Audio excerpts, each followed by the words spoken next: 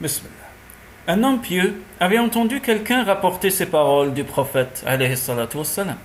La subsistance de l'âne vient à vous de la part de Dieu, que vous le vouliez ou non.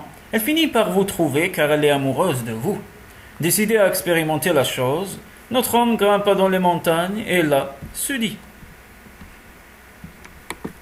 voyons un peu si ma subsistance viendra me chercher jusqu'ici, dans ce lieu isolé. Et sur ce, il s'endormit. Or, une caravane qui s'était égarée vint à passer par cet endroit. En voyant un homme endormi ainsi en plein désert, les voyageurs se dirent: que fait cet homme en pleine montagne, loin de la ville et hors de tout chemin? Est-il mort ou vivant? N'a-t-il rien à craindre des animaux sauvages? On se mit à le secouer, mais lui, désireux de mener l'expérience jusqu'à son terme, ne disait rien. Il restait comme inerte, les yeux clos. Les voyageurs se dirent: le pauvre homme, il est quasiment mort de faim. Et ils apportèrent du pain et de la nourriture.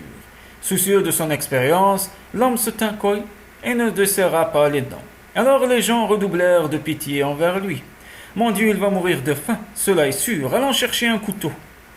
On introduisit un couteau entre ses dents et ainsi on parvient à desserrer ses mâchoires. On lui fit avaler de la sorte un bol de soupe et des fragments de pain.